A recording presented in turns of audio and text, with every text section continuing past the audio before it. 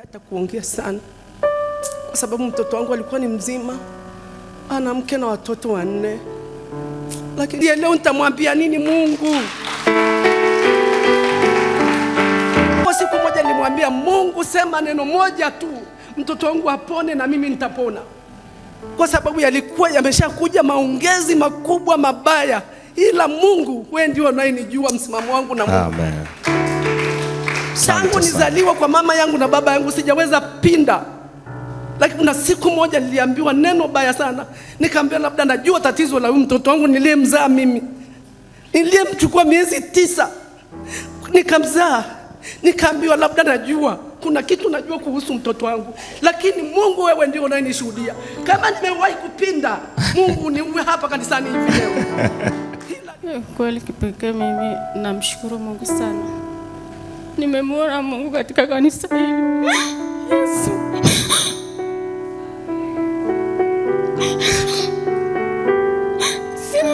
Mama huyo alikuwa anafukuzwa na panga. Yaani mume akija anafukuza na panga. Lakini leo Yesu ametenda.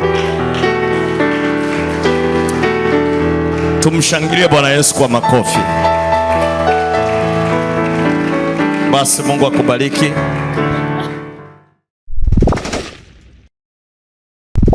Bwana Yesu apewe sifa. Nipende kukusalimia katika jina la Bwana wetu Yesu Kristo. Jina langu ninaitwa Erasto Vedasto na ni mchungaji, nachunga kanisa la Tanzania Assemblies of God.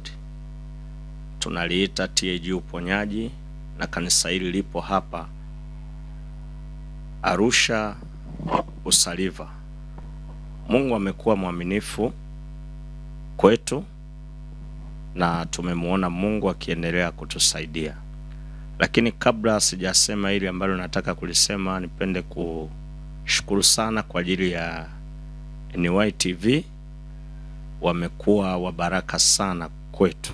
Kwa kweli tunawashukuru sana na tunajisikia vizuri kwa namna ambavyo wameendelea kuwa tangazo kwa habari ya kanisa letu, lakini kwa habari ya huduma yetu, mimi pamoja na mke wangu. Mungu awabariki sana. Jambo ambalo nataka sasa kuliongea ni kumshukuru Mungu kwa ajili ya ibada kubwa ambayo tumekuwa nayo wiki hii. Ilikuwa inaitwa ibada ya shukurani na matendo makuu. Ibada hii tuliombea sana, na lengo letu kwa kweli ilikuwa ni kumrudishia Mungu sifa na utukufu, na kila mtu atakayesikia, atakayeona, basi amrudishie Mungu sifa na utukufu. Kwa nini ikawa ibada ya shukurani? Ni kwa sababu ya yale mambo ambayo Mungu ameyatenda katika maisha yetu, na sisi tumeshindwa kunyamaza wala kutulia. Tukaona tumrudishie Mungu sifa na utukufu. Tuliwaalika watu, tulitangaza, na kweli kama ambavyo umejionea ndugu ya mtangazaji na ndugu mtazamaji, tumekuwa na watu wengi sana waliotoka kila eneo kuja kutazama na kusikiliza shuhuda za matendo makuu ya Mungu. Lakini mwishoni tulihitimisha kumtolea Mungu sadaka na shukrani, lakini pamoja na kuomba kwa wale ambao pia walikuja kusikiliza lakini wakiwa na changamoto, wakiwa naamini kabisa kwamba Mungu atawatendea. Tunamshukuru Mungu sana. Yako mambo ambayo Mungu amekuwa akiyafanya katika kanisa letu na kwenye kituo chetu, kwa sababu tunacho kituo ambacho ni cha Sober House, na tumekuwa tukiwapokea watu wa aina mbalimbali. Ndani sasa ya miaka hii miwili tumekuwa tukiwapokea wanaume, lakini mwaka huu tulianza kuwapokea sasa wanawake, na wanawake tunawapokea na tumeona Mungu anaendelea kufanya kwa ajili yao. Kikubwa ni kwamba kila anayefika mahali hapa Mungu anamtendea kwa kweli, wanaume kwa wanawake. Sasa hivi karibuni Mungu amefanya mambo makubwa tu. Tumekuwa na shuhuda zaidi sana za vichaa au watu wenye afya ya akili. Siku hizi tunasema afya ya akili. Watu walikuwa wamechanganyikiwa na ndugu zao ama jamii zao ama wazazi wao, wakawachoka kabisa. Lakini walipokuja hapa, Yesu aliwatendea. Yesu amewatendea. Mekuwa na binti mmoja anajulikana kwa jina la Renata Birungi. Huyu binti aliletwa hapa akiwa kabisa amechanganyikiwa. Kama ambavyo utaona hiyo picha yake hapo, yeye alilazwa hospitali ya vichaa pale Moshi, inaitwa Mawenzi, lakini kwa kweli alipata nafuu kidogo, lakini changamoto ikaendelea kubaki pale pale. Lakini pia alilazwa Milembe na changamoto iliendelea kubaki pale pale.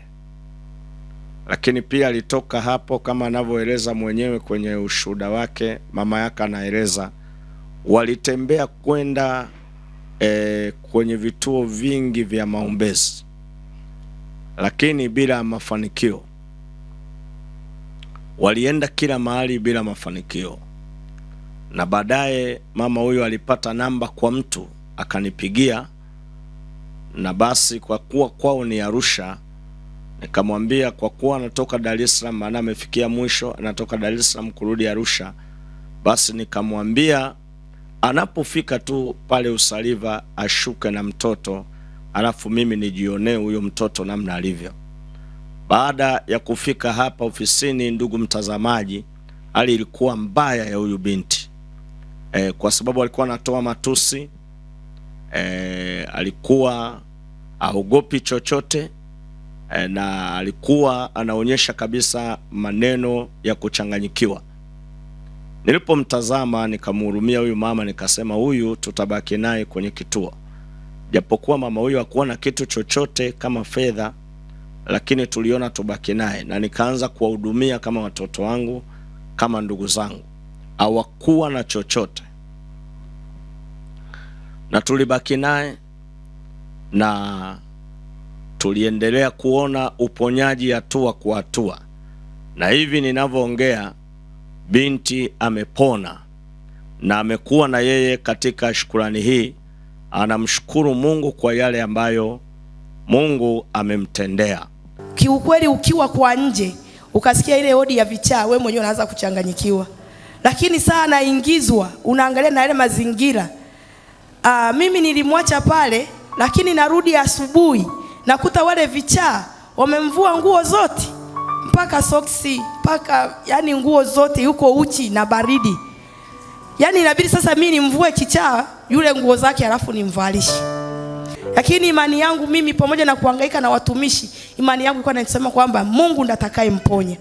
Kwa hiyo nikawa nimeenda Dar es Salaam, nikaenda kwa Mwamposa, alimgusa mara 3, lakini hali ikawa ile ile. Kama ni mafuta alikunywa sana, kama ni maji alitumia mengi. Nikatoka hapo nikasema labda huyu hajamponyesha. Nikaenda kwa nabii mmoja anaitwa Musa, Nabii Musa. Mimi nimefika pale madhabahuni kwake, nimelia, amemuombea wapi. Nikatoka hapo nikaenda kwa Suguye. Yao yote natafuta uponyaji, maana anashangaa kwa nini mtoto anakuwa hivi. Wazazi mnanielewa. Si kwamba nilikuwa nahangaika kwamba napenda, ni kwamba natafuta uponyaji wa mtoto. Lakini kitu ambacho nilikataa, nikasema sitakaa niende kwa mganga. Na kweli sikukanyaga kwa mganga. Mwisho wa mwisho kapigwa simu na shemeji yangu, simu akaniambia, "Wewe shemeji, nimesikia habari zako. Hebu mlete mtoto da kwa mara nyingine." Nimefika da, kweli kuna nabii mzuri, anajulikana tu ni mkubwa. Nilipofika pale, yule baba akasema kweli mtoto wako aliona matatizo kweli yaliyokuwa. Lakini akaniambia ili niweze kumwombea mtoto, nahitaji sadaka ya package. Package ni nini? Kaniambia nenda kwa wahudumu watakuambia.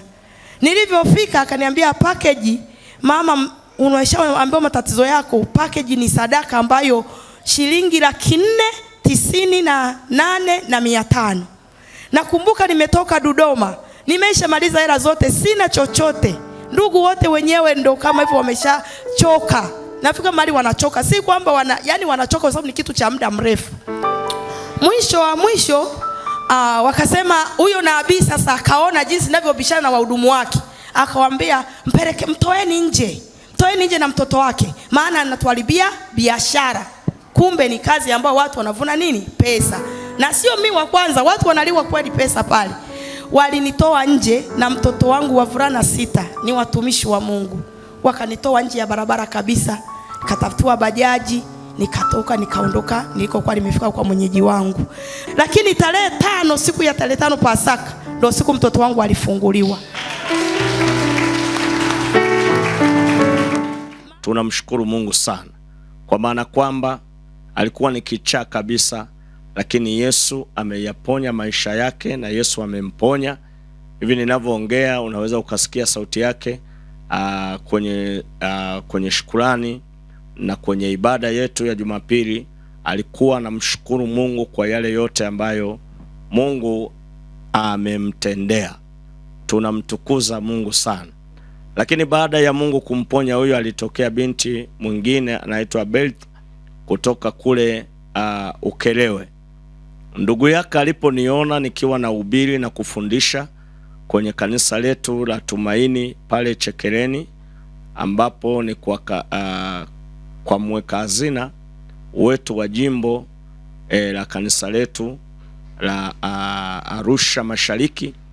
Basi huyu binti aliponiona na ubiri na kutangaza matendo makuu, alikuwa kumba na mdogo wake yuko kule Ukelewe.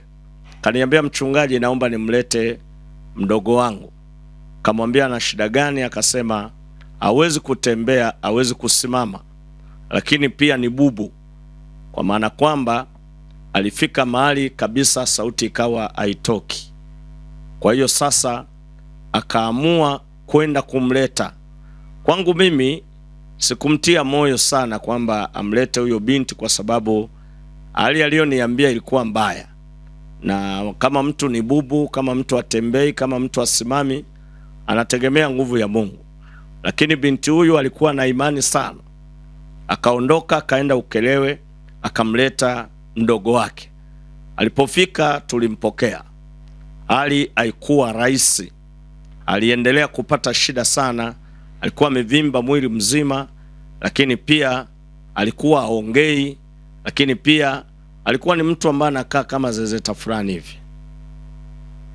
Lakini baadaye tukamfanyia maombi na Mungu akamfungua.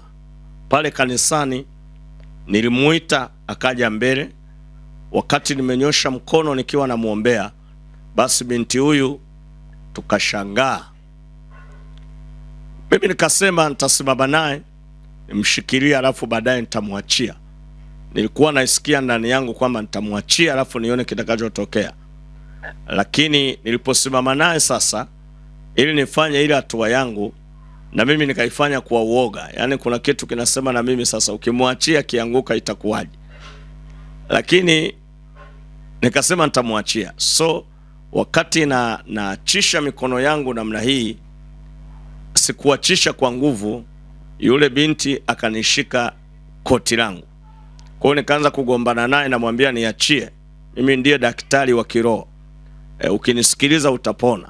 Akawa analia tu, lakini baadaye ilibidi aamue kufanya hivyo kama ninavyomwelekeza. Na nikaiachia mikono yake, nikaruka kule kama wazo nililosikia mwanzoni ama sauti niliyosikia mwanzoni. Niliporuka kule, yule binti akabaki ameganda tu, kitu ambacho hakijawahi kutokea kwa muda.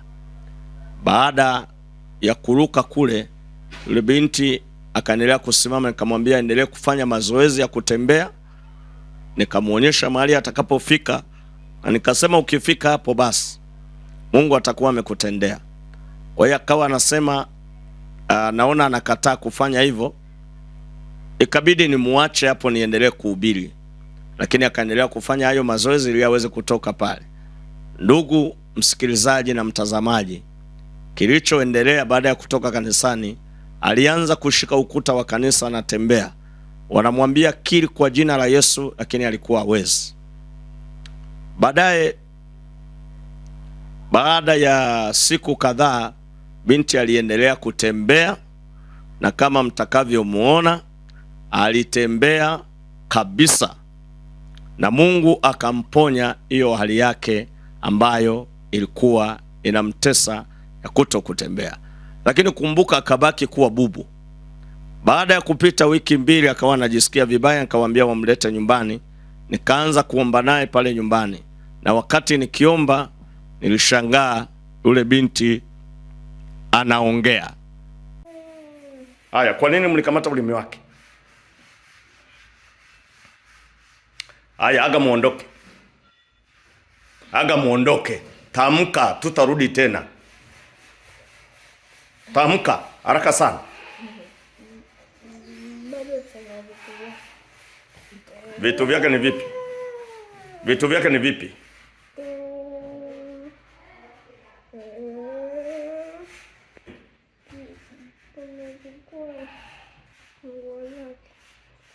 Mkazipeleka wapi? Mkazipeleka wapi? Nasema mlichukua mkapeleka wapi?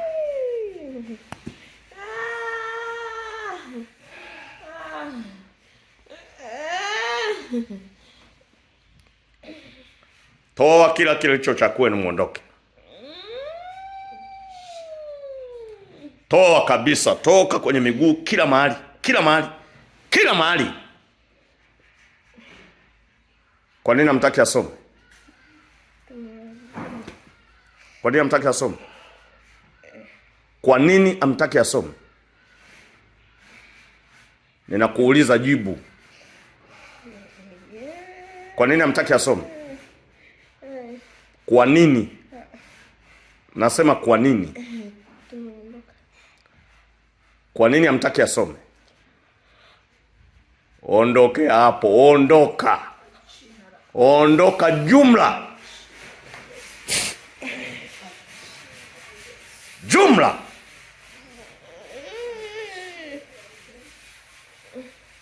Yes. Yes. Yes. Yes. Sante Yesu. Sante mfalme wa falme. Sante kwa kumponya mtoto huyu, katika jina la Yesu Kristo mwana wa Mungu aliye hai, katika jina lenye uweza na mamlaka. Bwana Yesu, tunakushukuru kwa upendo wako, kwa uzima wako. Unataka maji? Unasikia kiu? Umesema unaomba nini? Unaomba nini? Wewe unaitwa nani? Unaitwa Belta. Haya, niangalie mimi. Unaitwa Belta. Belta, unapafahamu hapa ni wapi? Hapa upafahamu? Belta, hapa uko wapi? Hapa ni wapi? Subiri kwanza hayo maji. Belta, niangalie mimi. Niangalie mimi Belta.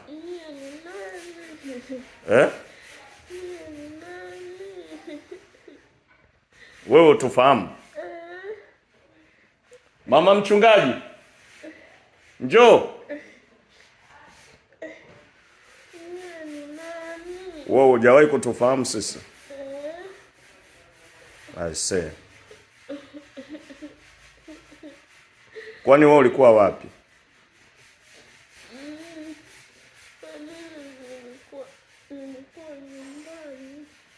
Aha, nyumbani kwenu ni wapi? Mama Gidi. Wewe njoo.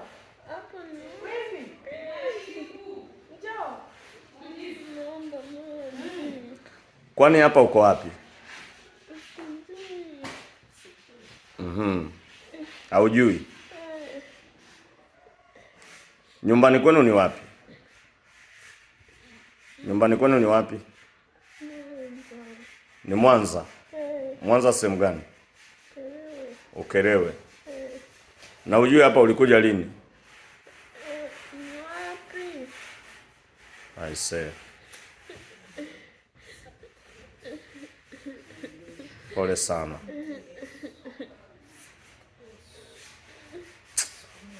Bwana Yesu, tunakushukuru kwa neema yako, kwa sababu wewe ni Mungu usiyeshindwa na jambo lolote.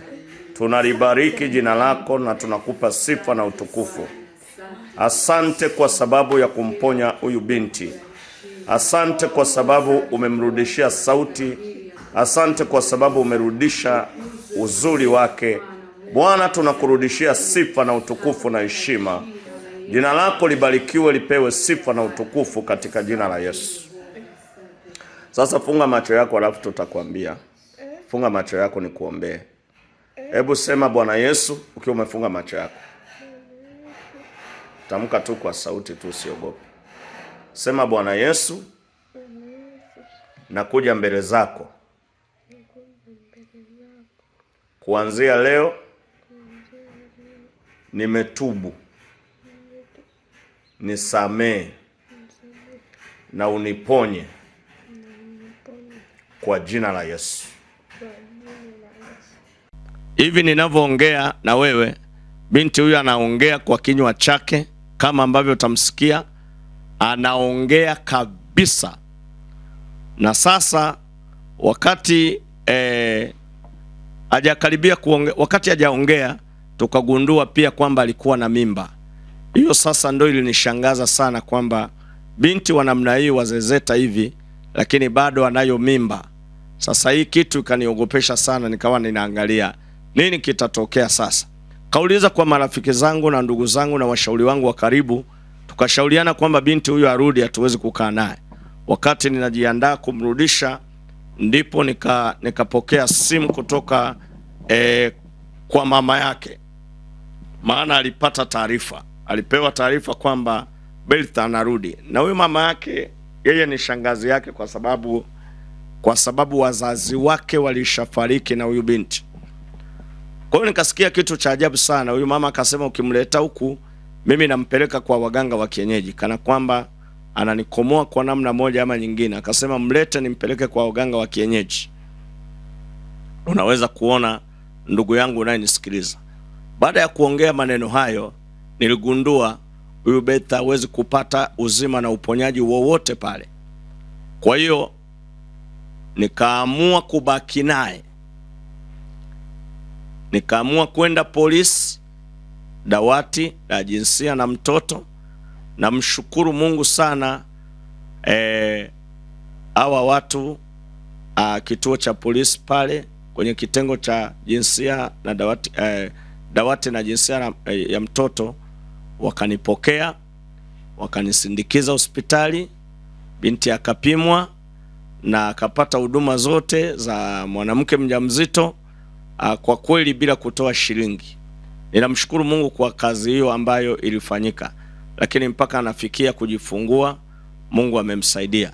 Kwa nataka kusema mpaka sasa tuna msichana huyo ambaye ameletwa kuhudumiwa kwenye kituo chetu, lakini hivi ninavyoongea ana mtoto wa kiume, na mimi mwenyewe nimempa jina anaitwa Caleb bila kujua baba yake ni nani. Na sasa mtoto amepewa jina la baba ambaye sasa ni babu yake. Kwa hiyo ni Caleb, lakini hilo la pili amepewa na ndugu zake, wakaamua aitwe kwa jina la baba yake na mama ambaye sasa atakuwa ni babu yake na mtoto, ijapokuwa sasa hayupo, lakini wakampa hilo jina. Tunamshukuru Mungu sana. Imani yangu kwa kweli imeongezeka kuona haya yanayotendeka. Kwa mara ya kwanza sasa nimeona naweka mkono kwa bubu na bubu anaongea. Nimeona miujiza mingi sana kwenye huduma yetu, lakini ili jambo nilikuwa naliona kama ni gumu sana, lakini Mungu amelifanya kuwa jepesi kwa namna ya ajabu sana. Kumuona bubu sasa anaongea, ninamshukuru Mungu, lakini alikuwa atembei, anatembea. Namtukuza Mungu kwa ajili ya mambo makubwa na mambo ya ajabu anayoyatenda katika maisha yetu. Jina la Bwana libarikiwe. Lakini pia tuliona ushuhuda mwingine wa kaka mmoja aliyekuwa kichaa. Wazazi wake wameshuhudia hapa, alichanganyikiwa akawa kichaa na Yesu akamponya. Lakini pia tulisema kwa kijana mwingine ambaye tuko naye hapa kituoni, ameendelea kutusaidia, na yeye aliletwa amefungwa kamba, lakini Mungu akamfungua kamba.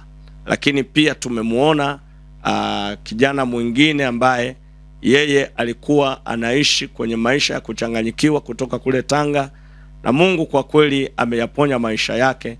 Hivi ninavyoongea Mungu amemsaidia. Huyu anaitwa Franki. Mungu amemsaidia na amempa neema. Alitoka hapa soba kwenda kufanya interview, na hivi ninavyoongea Mungu amempa neema ya kupangiwa kazi na serikali. Tunamshukuru Mungu sana, kutoka uraibu na kuwa mtu ambaye anaonekana kwamba anafaa. Jina la Bwana Yesu libarikiwe na Mungu akubariki sana.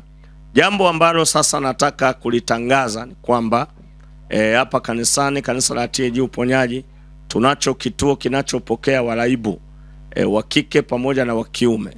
Wanaume kituo hicho kiko eneo lingine, na wanawake kiko eneo lingine. Tunaendelea kumtukuza Mungu kwa habari ya hayo yote ambayo Mungu anatutendea. Lakini zaidi sana ninapenda kushukuru Mungu.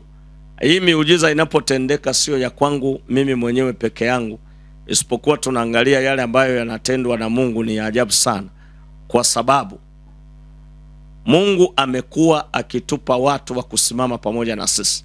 Na niseme kama ningekuwa mwenyewe huduma hii nisingeiweza, kwa sababu vituo vinapoanzishwa kama hivi watu wanalipa ada, na ada yao inakuwa ni kubwa, kwa sababu kukaa na mtu kuanzia asubuhi mpaka jioni na kulala mpaka asubuhi sio mchezo. Lakini unapokuwa na watu zaidi ya 5, kwa kweli unamhitaji Mungu ili aweze kukusaidia. Kwa hiyo hivi ninavyoongea wametokea watu ambao wamekuwa wakitusapoti kwenye kituo. Kwa mfano naweza kuwataja kwa uchache. Yuko manager wa shule. Hii ni shule inayoitwa Bethlehem Star. Ni shule nzuri, ni shule kubwa, na huyu amekuwa akituletea chakula kwenye chuo chetu. Ninaomba Mungu akubariki mkurugenzi, na Mungu akutunze kwa namna ambayo si ya kawaida. Lakini pia mtu mwingine nimemshukuru sana Mchungaji Noah Akio. Yeye amekuwa rafiki yetu kweli kweli. Ni mchungaji mwenzangu, lakini ni mchungaji anayejali. Ametupatia chakula, amekuwa akitupa magunia ya mahindi. Tunakushukuru sana. Lakini sambamba na hilo tunamshukuru sana mtumishi wa Mungu ambaye anaitwa Mr. Mshandete. Huyu ni profesa wa chuo, na kwa kweli ameendelea kutusaidia na kututia moyo kila wakati. Amekuwa akijitoa kwa ajili yetu. Tunamshukuru Mungu sana, amekuwa mwema. Lakini pia napenda nimshukuru John ambaye amekuwa akijitoa kwa hali na mali, pamoja na kuwafundisha wale vijana wetu. Mungu hatakuacha, na Mungu akubariki sana Mr. John. Jina la Bwana Yesu libarikiwe. Lakini pia tunamshukuru dokta kutoka pale KCMC ambaye amekuwa akija na kutoa huduma hii ya watu wenye afya ya akili. Mungu amekuwa mwema sana, na ninamuombea Mungu aendelee kumbariki. Amekuwa akitoka KCMC na kuja kufanya huduma pamoja na sisi. Kwa kweli sijui cha kusema kwa sababu halipwi, lakini anakuja na kufanya kitu kwa ajili yetu. Mungu amkumbuke sana sana sana. Na nimshukuru dokta mwingine ambaye anaitwa Betty Sekol. Yeye yuko hapa, yuko nje, lakini yeye alituunganisha na dokta huyu, na kwa kweli kazi imekuwa ikienda vizuri. na wakumbuka kwa matendo yenu mema. Mungu awabariki sana, na Mungu awaongoze, na Mungu awaongeze, msipungukiwe wala msiishiwe, na Mungu awape afya njema kwa ajili ya kuendelea kuwahudumia wengine.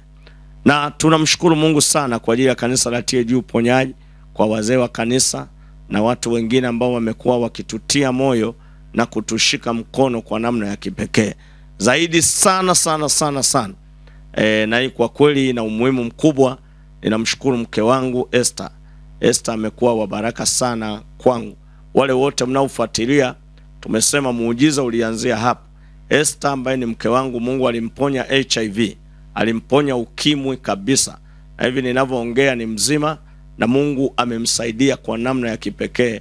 Anazo huduma nyingi ambazo anaendelea kuzifanya kwa ajili ya watu wa Mungu. Kwangu mimi amekuwa wa baraka sana, na mahali alipo kama ananitazama, basi napenda kukushukuru mke wangu Esther Erasto, ambaye umekuwa wa baraka kwenye maisha yangu ya huduma, lakini pia wa baraka katika kuwahudumia watu mbalimbali. Njoni kukumbatia mbele ya watu.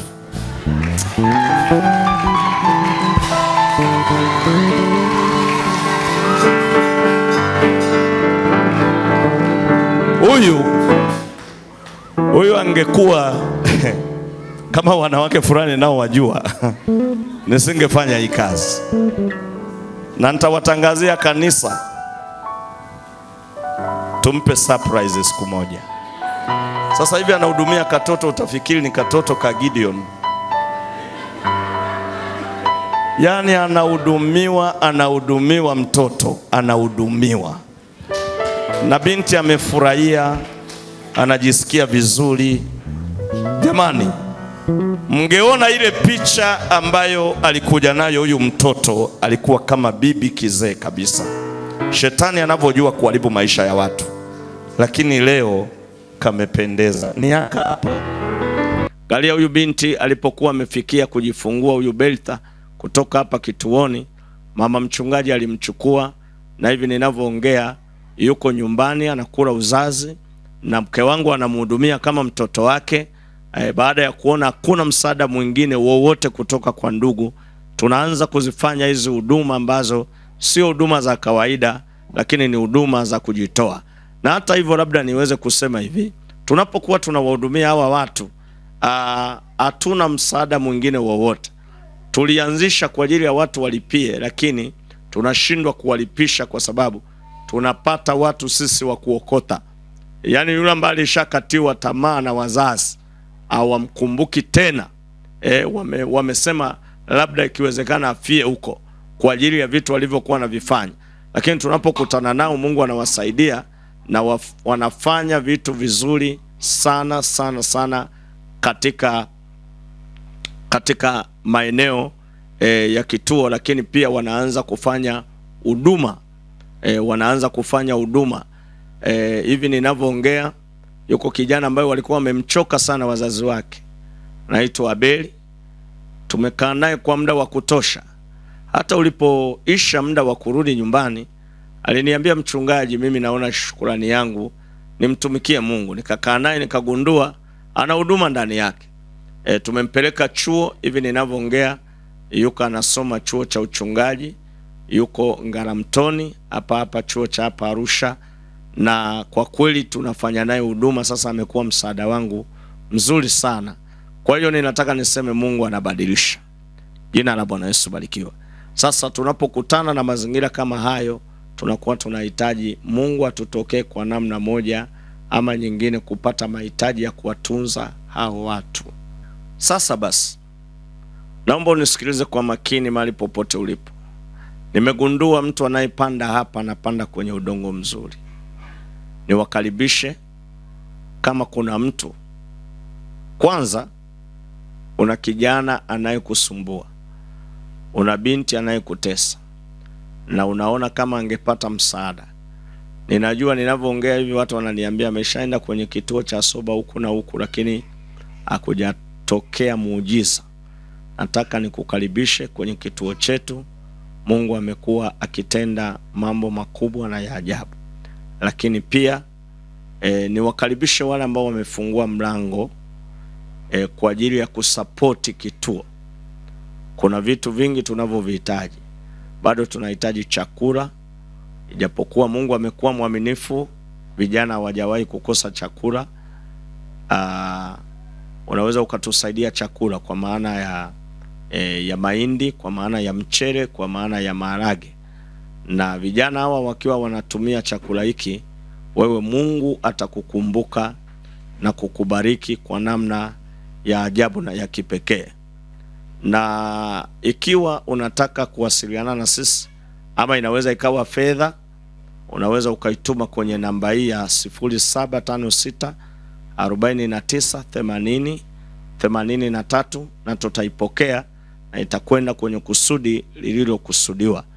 Na nikubariki sana na kukuomba Mungu aendelee kukusaidia ufanye vile ambavyo unaweza kuendelea kutusaidia na kuwasaidia vijana ambao wako hapa, wako wa kike, wako wa kiume. Hebu angalia kama huyo amejifungua, lakini sisi ndo tunaangalia atakula nini, atafanya nini. So tunaomba kila ambacho Mungu anaweza akakusaidia kukifanya, unaweza ukakifanya kwa ajili yetu. Lakini kuna vijana tunaokutana nao, wazazi hawawataki tena. Sijui kama unanielewa, wameshachoka na tabia zao. Kwa hiyo huwezi kwenda kumwambia mtu amlipie huyo kijana. Huyo tunamchukua na tunamleta kwenye kituo chetu. Hata kama ni kichaa, Mungu anamfungua. Sasa ukimchukua mtu wa namna hiyo, mwingine tunampata mtaani, lazima ubadilishe nguo zake zote, lazima ubadilishe kila kitu, alafu aweze kupata blanketi mpya, shuka mpya, nguo mpya, kwa sababu hatumruhusu mtu kuingia na nguo zake kule. Unaweza ukaona namna ambavyo tunahitaji msaada wako na ili Mungu aweze kutusaidia. Kwa hiyo pia kama una msaada wa nguo unaweza ukatuletea na tutapokea. Na baada ya kusema hayo, ninaomba niwashukuru sana na ninaamini Mungu atawasaidia kufanya hivyo. Na miongoni mwa watu ambao tumekuwa tukiwasaidia hapa, tunamkumbuka Derek. Derek yeye anatokea pale Tanga na alikuja hapa ni kichaa, Mungu amemponya. Na hivi ninavyoongea huyu ameenda kwenye shule ya udereva na akiwa na akili zake timamu kabisa. Ninavyosema hivyo, mambo aliyokuwa yanayafanya huyu kijana yanasikitisha, lakini pia kuyataja kwenye kamera yanaweza yakawa ni kama kumzalilisha, lakini tunayaacha kwa ajili ya utukufu wa Mungu. Ila kwa kweli hali yake ilikuwa mbaya mbaya mbaya, na wazazi wakawa wamekata tamani kulia tu, lakini Mungu amemponya. Yuko kwenye shule ya udereva, naendelea vizuri na Mungu amemsaidia. Lakini pia tunamkumbuka Frank yeye na yeye anatokea pale pale Tanga Muheza. Mungu amemsaidia. Tumepokea taarifa sasa, kwa sababu alitokea hapa kituoni kwenda kufanya interview, na ameenda kufanya interview kwa mtu ambaye alikuwa aeleweki tena, wala atakiwi tena, wala aonekane kama anafaa. Huyo alikuwa na uraibu wa ulevi mkubwa sana. Ninachokiongea sasa hivi, ile interview yake amefaulu na anaenda kwenye kituo cha kazi akiwa ana akili zake timamu, na ndio maana ameweza kufanya mitihani na kufaulu. Mungu amekuwa mwema kwenye maisha yake. Lakini mwingine ni Abeli. Sasa alikuja hapa yeye akiwa na uraibu wa wizi, madawa ya kulevya, utapeli, pamoja na pamoja na kila kitu ambacho ni kibaya. Yeye yuko hapa na nimeyataja hayo kwa sababu yeye mwenyewe anayataja bila shida. Sasa hivi yuko chuo cha Biblia kabisa, na ndiye anayetusaidia hapa kanisani. Ukimuona mpaka nikuonyeshe uweze kumfahamu. Na ninapoyaona haya ambayo Mungu anaendelea kuyatenda kwa hawa vijana, najisikia hamasa ya kuendelea. Lakini mwingine ni huyu Renata. Renata alikuwa ameshakatisha wazazi tamaa na watu walikuwa wameshamchoka, lakini kule shule ni kwake kwa sababu alihitimu form 6 pale St. Jude, na alikuwa na ana ufadhili wake ungeweza kuendelea ili aendelee kusoma kwenda chuo, lakini walishindwa na alikuwa anakaribia sasa kuondolewa kwenye system, lakini amepona. Mimi mwenyewe nimeenda naye ofisini, wakashangaa sana kila ambacho kimetokea kwa ajili yake, na sasa wamerejesha ufadhili na hivi ninavyoongea ana apply kwenda chuo. Nataka niseme hivi, Yesu anaponya kabisa na wala si kubatisha. Kituo chetu kiko Arusha Usaliva na tuko kwenye eneo la Maji ya Chai, lakini wanawake wao wanakuwa hapa maeneo ya kanisa na tunaendelea kuwasaidia. Na kushukuru sana na Mungu akubariki.